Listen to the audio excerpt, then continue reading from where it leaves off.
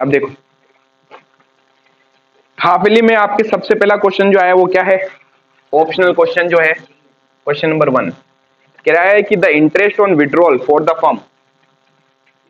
हाँ एक मिनट एक मिनट एक मिनट एक मिनट एक मिनट, हाँ इधर आ जाओ। The interest on withdrawal for the firm, interest on withdrawal का मतलब क्या है पहले तो बताओ। इंटरेस्ट ऑन ड्रॉइंग, ये इंटरेस्ट ऑन ड्रॉइंग जो है वो फर्म के लिए क्या माना जाता है बताओ। हम पार्टनर्स को अगर कोई चीज देते हैं तो हमारे लिए क्या खर्चा, एक्सपेंस, लेकिन अगर मैं पार्टनर से कोई चीज लेता हूं तो क्या होता है, इनकम। तो इंटरेस्ट ऑन ड्रॉइंग जो है फर्म पार्टनर से लेती है ना, तो इसलिए बिजनेस के लिए क्या मानी जाती है, इनकम। ठीक है, तो आंसर क्या होगा, ए ऑप्शन राइट है, इनकम। ठीक है, सिंपल है। दूसरा क्वेश्चन है हमारे पास में, on bringing the amount of goodwill. Question number 2 क्या कर रहा है कि नया पार्टनर जो गुडविल लेके आता है, on bringing the same amount of goodwill in cash by the new partner. नया पार्टनर जो गुडविल का अमाउंट लाता है कैश में, ठीक है, इज डिस्ट्रीब्यूटेड अमंग, किस में बांट दी जाती है वो गुडविल, वो गुडविल पुराने पार्टनर्स में, उनके पुराने नहीं नहीं नहीं नहीं सेक्रीफाइसिंग पार्टनर्स में। पुराने में थोड़ी बढ़ती है, ओल्ड गुडविल बढ़ती है पुराने पार्टनर्स में। तो नया पार्टनर जब भी गुडविल लाता है, ठीक है, न्यू पार्टनर्स जो गुडविल होती है वो हमेशा, न्यू पार्टनर्स गुडविल हमेशा क्या कर दी जाएगी, डिस्ट्रीब्यूट, किसमें, distributed to sacrificing partners in their sacrifice ratio, in their sacrifice ratio. ठीक है, तो इसका ऑप्शन बताओ कहां है, in the old ratio no, in the new ratio no, in the sacrifice ratio yes. तो इसका राइट आंसर होगा C, in the sacrifice ratio, in the sacrifice ratio. ठीक है, very good. Question 3, after the death of the partner, अगर partner की death हो जाए, ठीक है, the amount payable to him is received, यानी वो अमाउंट जो उसको मिलना चाहिए था वो कौन लेता है, जब पार्टनर की डेथ हो जाती तो उसका लीगल रिप्रेजेंटेटिव। पढ़ाया था ना, लीगल रिप्रेजेंटेटिव का अकाउंट भी बनाया था अपन ने। ठीक है, हाँ, आफ्टर द, सारे याद रखे बेटा, सब करवाए आपकी कॉपी, देखना 10 के 10 मिलेंगे आपको। After the death of partner, amount will, partner amount will receive by, amount will receive by, कौन रिसीव करेगा, 4 पॉइंट दिए सरकार। बताओ सरकार का क्या रोल है, आदमी मर गया तो क्या सरकार ले जाएगी, क्यों भाई बारात में आए हो। By the legal hairs of the disease partner, legal hairs, legal hairs मतलब क्या होता है, उसका उत्तराधिकारी। ठीक है, बाय हिज वाइफ, जरूर थोड़ी उसकी वाइफ को देंगे। ठीक है, अगर वो अपनी वाइफ का नाम ही नहीं लिख के गया, वो नॉमिनी किसको बना के गया है, अपने पड़ोस वाले बेटे को भी बना गया, तो उसको भी देना पड़ेगा, ये ध्यान रखिए। ठीक है, तो by his wife, by his son no, तो राइट आंसर क्या होगा, बाय हिज लीगल हेयर्स। ठीक है, तो बी आंसर होगा बाय हिज लीगल हेयर्स। ठीक है, क्वेश्चन नंबर 4, चौथा क्वेश्चन है हमारे पास में, recovery account is, recovery account क्या होता है पता है, रियलाइजेशन अकाउंट का दूसरा नाम है recovery. At the time of dissolution, जब हमारा बिजनेस क्या हो रहा है, बंद हो रहा हो, तो उस टाइम अपन कौन सा अकाउंट बनाते हैं, रियलाइजेशन अकाउंट। ठीक है, तो मैं चाहे रियलाइजेशन अकाउंट बोलूं, रियलाइजेशन अकाउंट बोलूं, या मैं रिकवरी अकाउंट बोलूं, दोनों का एक ही मतलब होगा। इन दोनों का नेचर कैसा होता है, समझाया था मैंने आपको last time. Type of account कितने होते हैं, 3, रियल अकाउंट, पर्सनल अकाउंट और नॉमिनल अकाउंट। रियल अकाउंट जिनका रिलेशन एसेट्स एंड लायबिलिटीज से होता है, पर्सनल अकाउंट जिसका रिलेशन किसी पर्सन या कंपनीज या बिजनेस के नाम से होता है, और तीसरा था नॉमिनल अकाउंट जिसका रिलेशन बिजनेस के एक्सपेंस और लॉस से होता है, इनकम एंड प्रॉफिट से होता है। तो नॉमिनल रियलाइजेशन अकाउंट से हम क्या कैलकुलेट करते हैं, प्रॉफिट एंड लॉस। वही तो प्रॉफिट एंड लॉस जो आता है वो क्या करते हैं, पार्टनर्स में बांट देते हैं। तो ये कौन सा अकाउंट होगा, नॉमिनल अकाउंट। तो चाहे आपसे रिवैल्यूएशन अकाउंट बोले या रियलाइजेशन अकाउंट बोले, दोनों ही किस टाइप के अकाउंट होंगे, नॉमिनल अकाउंट होंगे। ठीक है, तो राइट आंसर होगा C, nominal account. Nominal account Hindi में क्या बोलेंगे, नाममात्र खाता, नाममात्र खाता। ठीक है, क्वेश्चन नंबर 5, पांचवा क्वेश्चन क्या कह रहा है, कह रहा है कंपनी जिसकी ऑथराइज कैपिटल 8,000 है। ऑथराइज कैपिटल समझते हो, अधिकृत पूंजी। क्या होता है ऑथराइज कैपिटल? कि कंपनी मैक्सिमम अपनी पूरी लाइफ में इतने शेयर इशू कर सकती है, वो होता है ऑथराइज। ठीक है, इसमें से कंपनी ने क्या किया, 6000 शेयर पब्लिक में इशू कर दिए। तो हमने इशू कितने किए, हमने इशू किए 6000 शेयर, और फिर पब्लिक ने जो सब्सक्राइब किया, यानी पब्लिक ने जो हमें एप्लीकेशन दी, वो कितनी दी, वो दे दी 7000। तो एप्लीकेशन जो हमारे पास आई है एप्लीकेशन रिसीव हुई है 7000 शेयर की, 7000 शेयर की। बताओ ये केस कौन सा केस है? Over subscription. जितने शेयर हम इश्यू करते हैं उससे ज्यादा एप्लीकेशन आ जाए, ओवर सब्सक्रिप्शन। और जितने शेयर हम इश्यू करते हैं उससे कम एप्लीकेशन आए, अंडर सब्सक्रिप्शन। तो इसका राइट आंसर क्या होगा? ओवर सब्सक्रिप्शन आंसर है हमारा। सबसे पहले कह रहा है ये इश्यूड कैपिटल है क्या? नो। कह रहा है ये कैपिटल प्रोवाइडेड है? नो। कह रहा ओवर सब्सक्रिप्शन? यस। तो आंसर क्या होगा? सी, ओवर सब्सक्रिप्शन। सब्सक्रिप्शन। ठीक है, क्वेश्चन नंबर 6। अगला क्वेश्चन कह रहा है कि according to table F, table F किसके बारे में बताती है पता है? इंटरेस्ट के बारे में बताती है। Interest on calls in arrear and interest on calls in advance, companies act की। ठीक है, टेबल एफ में क्लियरली लिखा हुआ है कि कोई भी अगर शेयर होल्डर है, कॉल्स इन एरियर करता है, यानी हमने पैसे मांगे उसने नहीं दिए, तो उससे इंटरेस्ट लिया जाएगा। कितना percent? 10% per annum, calls in arrear पर। बट ये कॉल्स इन एरियर नहीं है, ये कॉल्स इन एडवांस है। हाँ, मैं कह रहा हूं ना, सुनो तो सही, बात तो सुनो। कॉल्स इन एरियर पर 10% है, लेकिन इसमें क्या बोला? कॉल्स इन एडवांस, और कॉल्स इन एडवांस का आंसर है 12% पर एनम। तो सुन तो लो भाई। तो टेबल एफ में दो रेटें दे रखी है। टेबल एफ जो ये कहती है अगर कॉल्स इन एडवांस है, कॉल्स इन एडवांस, तो उसके ऊपर 12% की रेट होगी, 12% पर एनम की रेट से हम इंटरेस्ट देंगे। और अगर कॉल्स इन एरियर है, कॉल्स इन एरियर है, बकाया राशि है, तो उसके ऊपर 10% पर एनम होगा। ठीक है, अब इस क्वेश्चन में क्या पूछा है इसने? कॉल्स इन एडवांस पूछा है, तो कॉल्स इन एडवांस पर क्या है? 12%। तो राइट आंसर क्या होगा? राइट आंसर होगा बी पॉइंट। ठीक है, 12%। वैसे इसने पर एनम नहीं लिखा, लिखना चाहिए था। 7th question. अच्छा, एक क्वेश्चन नंबर फर्स्ट का ही पार्ट चल रहा है अभी, फर्स्ट के ऑप्शनल क्वेश्चन है, ये ध्यान रखना है ना। मेन तो क्वेश्चन नंबर 1 है, ऑप्शनल, ऑप्शनल क्वेश्चन। ठीक है, जिसमें ऑप्शन दिए इसने। अगला क्वेश्चन कह रहा है डिबेंचर होल्डर्स रिसीव। बताओ डिबेंचर होल्डर्स को क्या मिलता है? डिबेंचर होल्डर्स जो डिबेंचर्स में पैसा लगाते हैं उनको हर साल क्या दिया जाता है? इंटरेस्ट। और शेयर होल्डर्स को क्या मिलता है? डिविडेंड। लल्लू पंजू टाइप का पेपर बनाए। अगर आप क्लास के दौरान जो हम बोलते हैं उनको ध्यान से सुनते जाओ तो सबके आंसर फटाक से निकलते, ऑप्शन देखते टिक। ठीक है, जिसमें तो सारे क्वेश्चन करवाए हो रहे हैं आप लोगों को। बताओ, इतना मल्टी टैलेंटेड लोग हैं हम। डिबेंचर होल्डर्स रिसीव, क्या रिसीव करेंगे डिबेंचर होल्डर्स? बताओ, इंटरेस्ट। तो इसमें 4 ऑप्शन दिए। डिविडेंड मिलेगा क्या? डिविडेंड किसको मिलता है? डिविडेंड तो शेयर होल्डर्स को मिलता है। बी ऑप्शन कह रहा कमीशन, कमीशन किसको देते हैं? वो तो एम्प्लॉइज को देते हैं, हमारे कर्मचारियों को देते हैं। प्रॉफिट, प्रॉफिट बिजनेस के ओनर्स को मिलता है, मालिकों को। और इंटरेस्ट, यस, इनको क्या मिलेगा? इंटरेस्ट। तो राइट आंसर डी, इंटरेस्ट। समझ गए?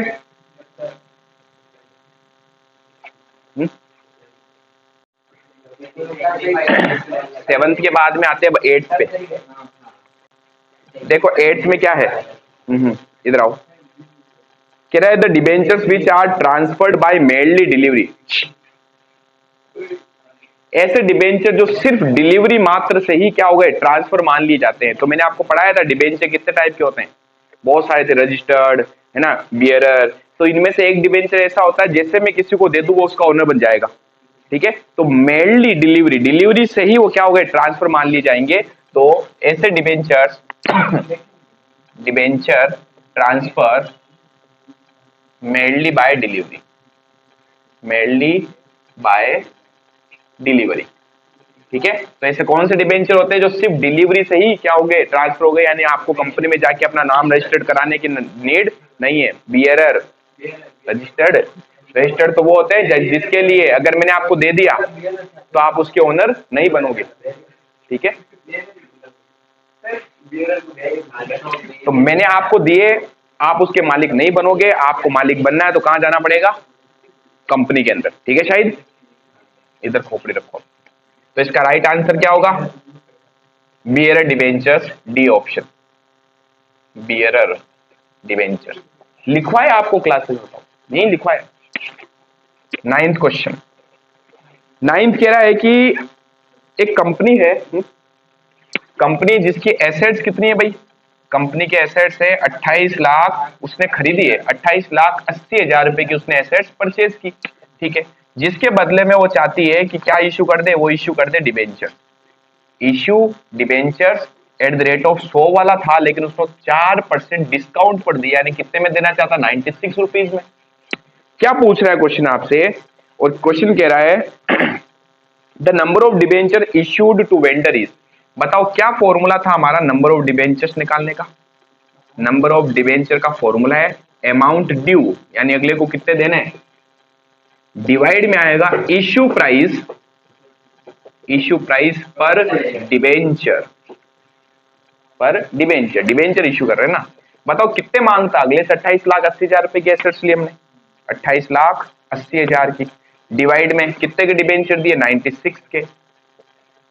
इवनिंग वाली शिफ्ट में सेम टू सेम ये क्वेश्चन कराया, वो बेटा पूछ लो, ये का ये क्वेश्चन वैल्यू भी है, हाँ। और आंसर क्या आएगा, 30,000, ये भी बच्चों को याद होगा, ठीक है। कितने डिबेंचर, 30,000, सारे कराए हैं।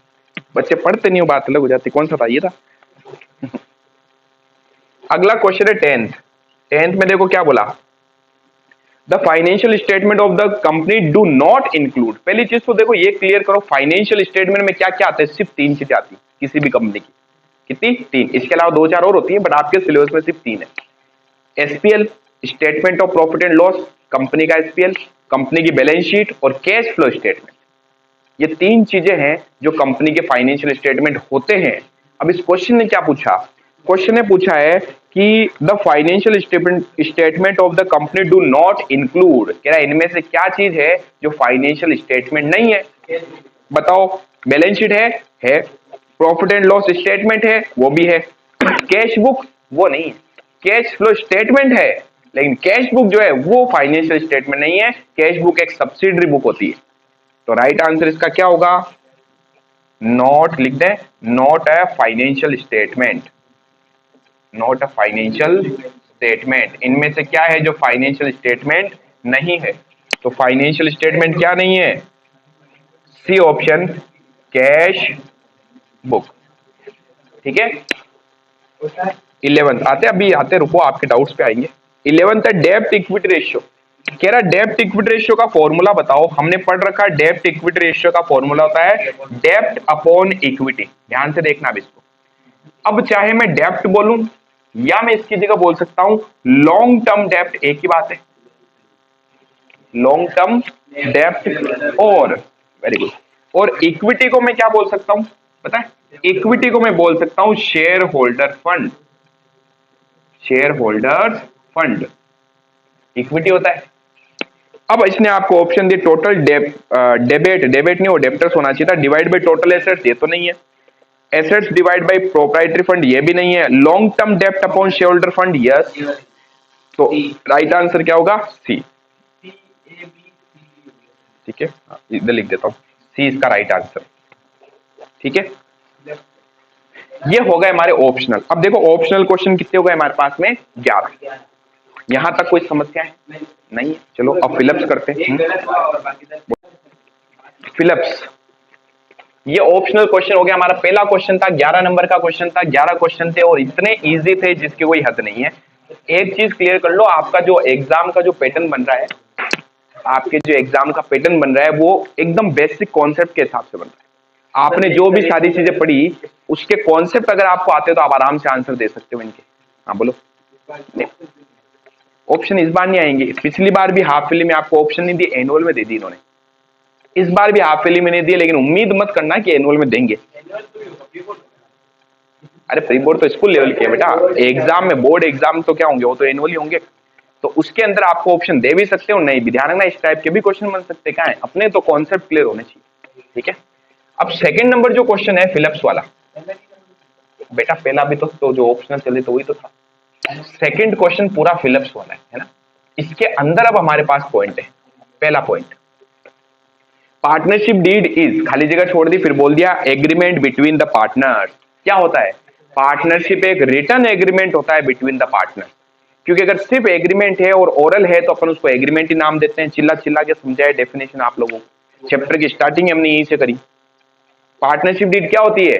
एक रिटर्न एग्रीमेंट होता है पार्टनर्स के बीच में। तो फिलअप्स में पहले में क्या आएगा? Return agreement. क्या आएगा? रिटर्न, यानी कि लिखित। दूसरा आते हैं इस पे, गुडविल इज, खाली जगह एसेट्स। गुडविल कौन से एसेट्स होते हैं पता है? Intangible assets. ऐसे एसेट जिसे हम देख नहीं सकते, जिसे हम छू नहीं सकते, जिसे सिर्फ फील किया जा सकता है। वेरी गुड, पेन भी दिया आपको भगवान ने।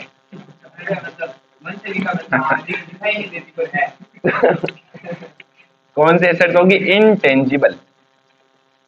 इनटेंजिबल एसेट्स यानी अदृश्य संपत्ति। ठीक है। तीसरा बताओ, बच्चों वाले लल्लू पंजू टाइप के क्वेश्चन, क्वेश्चन है क्या ये? एकदम लेवल ही नहीं है तो बिल्कुल। मिनिमम खाली जगह partners is required in partnership business. कम से कम कितने पार्टनर चाहिए बिजनेस में? 2, और मैक्सिमम 50। तो मिनिमम पार्टनर्स कितने होने चाहिए? मिनिमम पार्टनर्स होने चाहिए 2। मिनिमम पार्टनर होने चाहिए कितने? 2। ठीक है। उसके बाद बस मिनिमम तो बताया हमने। Next, interest paid on debenture. Debentures पे जो इंटरेस्ट पे किया जाता है उसे चार्ज कंसिडर किया जाता है। चार्ज ऑन प्रॉफिट का मतलब होता है चाहे कंपनी ने प्रॉफिट कमाया या नहीं कमाया, देना ही पड़ेगा। उसको हम क्या बोलते हैं? चार्ज। तो इंटरेस्ट ऑन डिबेंचर कंपनी के लिए क्या माना जाता? चार्ज। और हिंदी में इसी शब्द को बोला जाता प्रभार। ठीक है, कैमरे के सामने नहीं बोलना, इधर। पांचवा पॉइंट, कल को पकड़ लेंगे मेरे को, इधर। According to the companies act 2013, company act 2013 के अनुसार sweat equity share can be issued at, पता 2 तरीके के शेयर ऐसे होते हैं जिसे हम डिस्काउंट पर इशू करते हैं। कितने? 2। बाकी कोई भी शेयर डिस्काउंट पे इशू नहीं हो सकते। स्वेट इक्विटी शेयर और एम्प्लॉइज स्टॉक ऑप्शन प्लान। ठीक है, ये दोनों ही वैसे देते तो अपन हमारे एम्प्लॉइज को। अच्छा, एक और फॉरफिटेड शेयर, जो शेयर हमने फॉरफिट किए, जब्त कर लिए किसी के, उसको भी अपन क्या करते हैं? डिस्काउंट पे इश्यू कर सकते हैं। तो इस क्वेश्चन में ये स्वेट इक्विटी शेयर ऐसे शेयर होते हैं जिन्हें डिस्काउंट पर इश्यू किया जा सकता है। किस पर? डिस्काउंट पर। तो इसका आंसर क्या होगा? एट डिस्काउंट, यानी बट्टे पर निर्गमित किया जाता है। जितने भी मैंने आपको नोट्स लिखवाए उन सभी नोट्स में आपको ये क्वेश्चन अवश्य मिलेंगे बेटा। जो लिखा है कॉपी में उससे बाहर कुछ नहीं गया। ठीक है, लोग देखते रहेंगे हाफ ईयरली में क्या इंपॉर्टेंट होगा, क्या इंपॉर्टेंट होगा। सारे तो आपको लिखवा दिए, और क्या चाहिए बताओ? हैं? फिर घूमते रहे तो इधर उधर फालतू की कोचिंगों में। बताओ, खाली जगह shareholders are the owner of the company. नहीं, कौन से शेयर होल्डर है जो कंपनी के ओनर होते हैं? इक्विटी। इक्विटी शेयर होल्डर जो होते हैं वो कंपनी के क्या होते हैं? ओनर। इक्विटी समतांश। ठीक है। Next, it is consider safer is the debit equity, debit नहीं है डेप्ट होगा ये, डेप्ट इक्विटी रेशियो इज, बताओ डेप्ट इक्विटी रेशियो का सबसे बेस्ट जो होता है आइडल रेशियो वो क्या होता है? वो गलत था, राइट आंसर है 1:1। Very good. डेप्ट, कोई बात नहीं, डेप्ट इक्विटी रेशियो देखो इसमें एक आइडल रेशियो है, सुनना ध्यान से। 1:1 जो है ना वो भी एक आइडल रेशियो माना जा सकता है, लेकिन इससे भी बेस्ट आइडल रेशियो अगर आप देखते हो ना वास्तव में तो वो होगा 1:2। इधर आ जाओ, 1:2। इसका मतलब क्या है? मैं ना उसको डेप्ट इक्विटी को मैं करंट रेशियो सोच के आया था, तो हमने उसके हिसाब से दिया। ठीक है, कोई बात नहीं। फिलहाल आपका आंसर 1:1 भी ठीक है, आइडल रेशियो होता है, और इससे भी बेस्ट आइडल रेशियो होता है 1:2। यानी कहने का मतलब क्या, सुनो, हमारे डेप्ट का मतलब क्या होता है? लोन। क्या होता है? लोन। और इक्विटी का मतलब क्या? मालिकों का पैसा। तो लोन ज्यादा होने चाहिए कि मालिकों का पैसा ज्यादा होना चाहिए? हमारा जो पैसा है ना वो हमारे लोन के कंपेरिजन में डबल होना चाहिए। ठीक है, ये सबसे बेस्ट रेशियो होता है। चलिए नेक्स्ट। तो ये हो गया हमारे पास सेकंड क्वेश्चन फिलअप्स वाला। अब टाइम क्या हुआ पहले ये बताओ। अब आइए थर्ड क्वेश्चन में। थर्ड क्वेश्चन क्या? Very short, question number 3। Very short. BST में आपको ज्यादा मेहनत करनी पड़ेगी, इसमें तो आपने बहुत कुछ पढ़ रखा है इसलिए आपको समझ में आ जाएगा। बीएसटी में ऐसे ऐसे क्वेश्चन आएंगे, आपको 4 ऑप्शन लगेंगे सही है तो उसमें आपकी पकड़ अच्छी होगी ना तो आप आंसर दे पाओगे। और वो तब आएगा जब आप जितना ज्यादा हो सके नोट्स पढ़ो, जितना ज्यादा हो सके बुक्स को रीड करो। ठीक है, वेरी शॉर्ट आंसर। अब वेरी शॉर्ट आंसर में सबसे पहला क्वेश्चन है, देखिए भाई, right the names of any two characteristics of partnership. Partnership की दो कैरेक्टरिस्टिक्स लिखनी है आपको। क्या लिखनी है? कैरेक्टरिस्टिक्स ऑफ पार्टनरशिप, साझेदारी की विशेषताएं। क्या होती है भाई साझेदारी की विशेषताएं? पहला, मिनिमम 2 और मोर पार्टनर, कम से कम 2 या 2 से ज्यादा लोग होने चाहिए। मिनिमम 2 और मोर पार्टनर, कम से कम कितने साझेदार होने चाहिए? कम से कम 2 या अधिक साझेदार। अब देखो ये वेरी शॉर्ट है तो बस इतना ही लिखना, अब इसके अंदर लिखने की जरूरत नहीं है। ये शॉर्ट होता तो आपको इसके अंदर भी लिखना पड़ता है कि कम से कम 2 साझेदार होने अनिवार्य हैं। There is compulsory of 2 partners in the partnership form. ठीक है, 2 या 2 से अधिक साझेदार। और दूसरा इसका कैरेक्टरिस्टिक्स क्या हो गई? Unlimited liability. पार्टनर्स की जो लाइबिलिटी होती है वो क्या होती है? अनलिमिटेड। ऐसे तो बहुत सारे बता सकता हूँ कैरेक्टरिस्टिक्स में। एग्रीमेंट होना चाहिए पार्टनर्स के बीच में, there is an agreement between all the partners. शायद तो क्या होगा? एग्रीमेंट, ये लिख दो, एग्रीमेंट बिटवीन पार्टनर्स। पार्टनर्स के बीच में एग्रीमेंट होना चाहिए। ठीक है, कितने लिखा हूं बताओ? प्रॉफिट शेयरिंग रेशियो होना चाहिए। प्रॉफिट नहीं, शेयरिंग ऑफ, कुछ भी कैसे लिख सकते, जो होगा वो लिखोगे ना। Sharing of profit and loss. Profit and loss क्या करेंगे? वो शेयर करेंगे इन ए प्री डिफाइंड रेशियो। और क्या होगा? चौथा पॉइंट, अनलिमिटेड लाइबिलिटी होगी इनकी। अनलिमिटेड लाइबिलिटी, असीमित दायित्व होगा इनका। समझ रहे हो? ये बहुत सारे हैं। तो ये हो गया फर्स्ट क्वेश्चन। सेकंड है हमारे पास में, mention any 2 circumstances of reorganisation. Reorganisation बोलूं या रिकंस्टिट्यूशन बोलूं, दोनों एक ही मतलब होता है। कब पार्टनरशिप फॉर्म का रीऑर्गेनाइजेशन या क्या बोल सकता हूं, रिकॉन्स्टिट्यूशन, दोनों वर्ड आ सकते हैं। Reconstitution of partnership form. Partnership form का रिकॉन्स्टिट्यूशन और रीऑर्गेनाइजेशन कब होता है, उसकी 2 केस लिखने हैं आपको। पहला केस, जब भी नया पार्टनर बिजनेस में आएगा। पता रीऑर्गेनाइजेशन का मतलब क्या? वापस बनी। वापस कब बनती है? पार्टनर जाएगा नया एग्रीमेंट होगा, पार्टनर आएगा नया एग्रीमेंट होगा, तो रीऑर्गेनाइजेशन हो गया। समझ गए? पार्टनर्स अपने प्रॉफिट शेयरिंग रेशियो में चेंज करना चाहते तो भी रीऑर्गेनाइजेशन होता है, मालूम है। बट हमने जो चैप्टर पढ़े हैं उसमें क्या लिख सकते हैं? Admission of a new partner. ठीक है, ऑर्गेनाइजेशन व्हेन, कब होगा? Admission of a new partner, नए साझेदार के प्रवेश पर। And B point, retirement of a partner. Retirement of a partner, किसी साझेदार की निवृत्ति होने पर, अवकाश ग्रहण करने पर, रिटायर होने पर। तीसरा, नेक्स्ट कह रहा है, right the formula of find out super profit. अधिलाभ क्या होता है? लास्ट टाइम लिखा है भी आपको, ऑप्शनल में लिखाया था, वो बोला भी था, या आपके अब छोटे क्वेश्चन में भी आ सकता है। सुपर प्रॉफिट का फॉर्मूला क्या होता है? What is super profit? अधिलाभ, actual average profit minus normal profit, ये लिखना था। एक्चुअल एवरेज प्रॉफिट, वास्तविक औसत लाभ माइनस नॉर्मल प्रॉफिट। ठीक है, अब आप चाहो तो आगे ये भी लिख सकते हो, नॉर्मल प्रॉफिट कैसे कैलकुलेट करते हैं, कैसे निकालते हैं? Capital employed multiply rate upon 100। हाँ तो इतना लिखा तो भी ठीक है, फाइंड आउट फॉर्मूला ही पूछा उसने, इतना लिखा तो भी ठीक है। Next, fourth point. अच्छा ये फोर्थ करा दिया क्या मैंने? कोई बात नहीं, ये लोग पहले इसको फोर्थ ले लेते हैं, फिर थर्ड नीचे करा देता हूं। थर्ड में क्या बोला इसने? कह रहा what is the return agreement between the partners called. पढ़ भी चुके हैं, पार्टनर्स के बीच में रिटर्न एग्रीमेंट होता है उसको क्या बोलते हैं? Partnership deed. बस रिटर्न, इससे इजी पेपर बन नहीं सकता था भाई। रिटर्न जब था क्यों ही समझ नहीं आया। रिटर्न एग्रीमेंट बिटवीन पार्टनर्स, क्या बोलेंगे इसको अपन, पार्टनरशिप डीड, पार्टनरशिप डीड।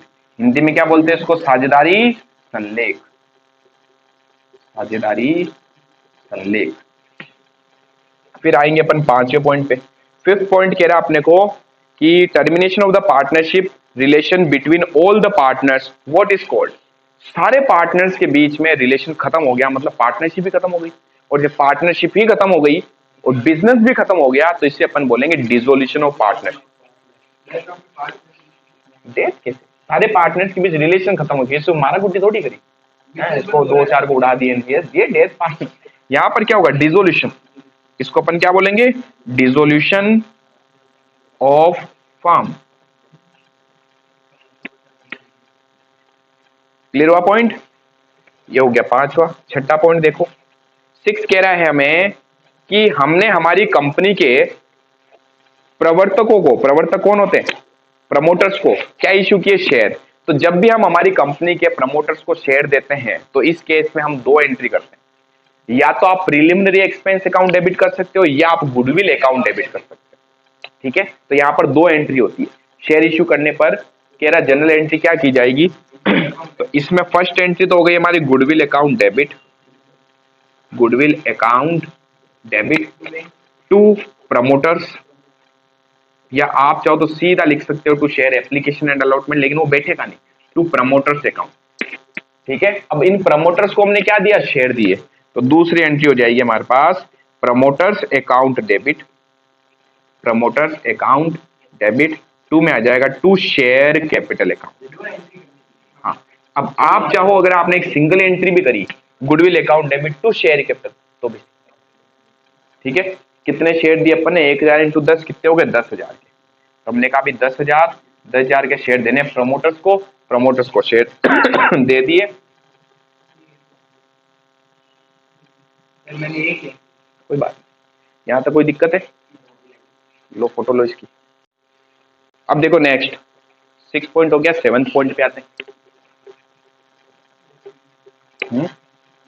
अच्छा, मैं तो आपको अभी 4-5 साल के पेपर और सोल्व कराऊंगा, टेंशन मत, आप तो बोले मत पहले। स्पीड होगी बेटा, प्रैक्टिस चाहिए। टाइप में स्पीड कैसे बनती है, प्रैक्टिस करते हो तो बनती है ना। 6 पॉइंट, अच्छा कितने हो गए हमारे, 6 हो गए। 7 पॉइंट देखो, कह रहा डिफाइन द कंपनी, बताओ कंपनी क्या है, what is the company. Company is a artificial person which is registered under the Companies Act 2013 or before any previous Companies Act। Definition लिखा है मैंने आपको। कंपनी क्या है, जो कंपनी एक्ट में या पिछले किसी कंपनीज एक्ट में रजिस्टर्ड हो, जिसका इनकॉर्पोरेशन कहां हुआ हो, कंपनीज एक्ट के अंदर हुआ हो, तो उसे अपन कंपनी कहेंगे। तो कंपनी का मतलब क्या हो गया, इट इज है, it is registered under, it is registered under Companies Act, Companies Act 2013 or any previous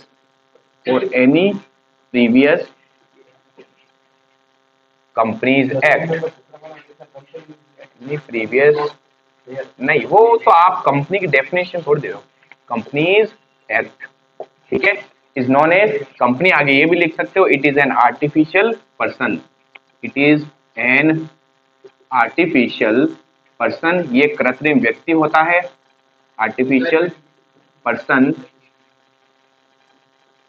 who में कॉन्ट्रैक्ट, विद अदर, जो अपने नाम से कॉन्ट्रैक्ट कर सकती है, हु हैव, जिसके पास, who have a common seal, जिसके पास एक कॉमन सील होती है।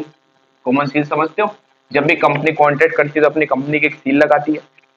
ये हिंदी में अगर इसको कहें तो एक ऐसा संस्थान जो कंपनीज एक्ट, वर्तमान कंपनी अधिनियम 2013 या पुराने किसी कंपनी अधिनियम के अंतर्गत रजिस्टर्ड हो या पंजीकृत हो। ठीक है, जिसे एक कृत्रिम व्यक्ति माना जा सकता है जो किसी दूसरों के साथ में कॉन्टेक्ट कर सकती है, जिसकी एक कॉमन सील होती है। ये हो गई कंपनी की डेफिनेशन। 8th, अगला क्वेश्चन है हमारे पास में, what will be the entry on debenture issued as collateral security. कल आपको इंपॉर्टेंट भी मार्क करवाया मैंने। कोलेटरल सिक्योरिटी के रूप में जब भी डिबेंचर इशू करते हैं तो क्या एंट्री होती है मालूम है? कोलेटरल सिक्योरिटी की बोलिए सिर्फ। कोलेटरल सिक्योरिटी का मतलब क्या है? बैंक से लोन लिया, इसके बदले हमने हमारे डिबेंचर गिरवी रख दिए। इस गिरवी रखने की क्या एंट्री करते हैं? सेकेंडरी मॉर्गेज के रूप में। तो एंट्री होती है debenture suspense account debit. Debenture suspense account debit to percentage debentures. ठीक है। अच्छा, इनमें जब एंट्री पूछे तो नरेशन भी लिखना होता, पता है ना आपको? ध्यान रखना, नरेशन भी लिखना होता है। बीइंग डिबेंचर्स इशूड एज, करना क्या उसी को इंग्लिश में लिखना, नहीं समझ में आया तो पूरी लाइन चिपका दो। इशूड एज कोलेटरल सिक्योरिटी है, परसेंटेज डिबेंचर। अरे वाह मेरे शेर, ये होता है जो इधर उधर से देख देख के छापते।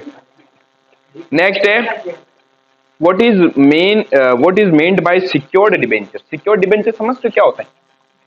सिक्योर्ड डिबेंचर कंपनी के वो डिबेंचर्स होते हैं जब अपन ये डिबेंचर इशू करेंगे तो हमें हमारी कोई ना कोई प्रॉपर्टी वहां पर मॉर्गेज गिरवी रखनी पड़ेगी। क्या रखनी पड़ेगी? गिरवी। ठीक है, वो सिक्योर्ड है, जिनके पास में हमने हमारी प्रॉपर्टीज क्या रख रखी है? मॉर्गेज। ठीक है, तो क्या कह सकते हैं? द डिबेंचर्स ऑन विच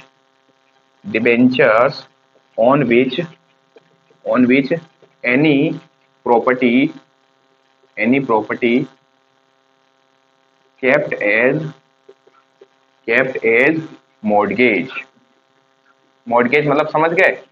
गिरवी। ठीक है, तो वो सारे डिबेंचर कौन से होते हैं? अडाड़े रख दिए। नेक्स्ट 10th क्वेश्चन है कि हम mention any one objective of the ratio analysis. Ratio analysis जो अपन करते हैं उसके ऑब्जेक्टिव क्या होते हैं भाई? क्यों अपन करते हैं ratio analysis? Objective of ratio analysis. Ratio analysis हम करते हैं, उसके क्या ऑब्जेक्टिव होते हैं? सबसे पहला ऑब्जेक्टिव है हम हमारे फाइनेंशियल, बाद में 2 मिनट रुक जाओ, हम हमारे फाइनेंशियल स्टेटमेंट को क्या कर सके? एनालिसिस कर सके, पास्ट डेटा को कंपेयर कर सके। ठीक है, इजीली कंपैरिजन बैठा सके, फाइनेंशियल पोजीशन का पता लगा सके। ठीक है, हमारे पास्ट डेटा के साथ में करंट डेटा को कंपेयर करके ये देख सके कि हम ग्रोथ में है कि हमारी कंडीशन डिक्लाइन में जा रही है। ये सब चीजें आपको कौन बताता है? Ratio analysis. तो रेशियो एनालिसिस का पहला ऑब्जेक्टिव क्या हो गया? Analysis the past statement. पिछले पास्ट स्टेटमेंट को अपन एनालिसिस कर सकते हैं टू नो द ग्रोथ और decline condition of the business. ठीक है, टू कंपेयर, हम हमारे बिजनेस के डेटा को किसी और से कंपेयर कर सकते हैं। To compare with other companies, दूसरी कंपनीज के साथ कंपेयर कर सकते हैं कि भी वो अच्छी चल रही है कि हम अच्छे चल रहे हैं। तो बहुत सारे इसके ऑब्जेक्टिव हो सकते हैं। ठीक है, नेक्स्ट है क्वेश्चन नंबर 11 जिसका है कि कैश फ्लो स्टेटमेंट जो है वो किस अकाउंटिंग स्टैंडर्ड में बनता है? मैंने आपको समझाया था अकाउंटिंग स्टैंडर्ड क्या होता है, एएस पता आपको? जितनी भी आप ये अकाउंटिंग देखते हो ना, सब अकाउंटिंग जो है वो एएस के अंदर लिखी हुई है, अकाउंटिंग स्टैंडर्ड्स में लिखी हुई है, जो इश्यू करता है ICAI, institute of chartered accountant of India, जो कहता है आपको हर चीज की अकाउंटिंग इस तरीके से करनी है। तो जो भी आपको पढ़ाया जा रहा है ना वो सब अकाउंटिंग स्टैंडर्ड में लिखा हुआ है। तो कैश फ्लो भी जो अपन बनाते हैं वो भी अकाउंटिंग स्टैंडर्ड में लिखा हुआ है। तो इसने बोला वो किस अकाउंटिंग स्टैंडर्ड में लिखा हुआ है? तो कैश फ्लो, हाँ ये मैंने आपको गलत बता दिया था, my mistake. Cash flow statement जो है वो cash flow statement as accounting standard 3 के अकॉर्डिंग तैयार किया। कोई बात नहीं, बता दी, मैं बैठूंगा। ठीक है, तो as accounting standard, cash flow statement किस एएस में बना है? ये अकाउंटिंग स्टैंडर्ड 3rd के थ्रू बनता है। सारे फॉर्मेट जो दिए वो यहीं पे दिए हुए, किसे इसकी अकाउंटिंग होगी वो यहाँ दिया हुआ है, क्या ऑपरेटिंग है, क्या फाइनेंसिंग है, क्या इन्वेस्टिंग है, सब यहाँ पर लिखा। ठीक है, चलो आज तो अपने 3 क्वेश्चन किए, आगे देखते हैं।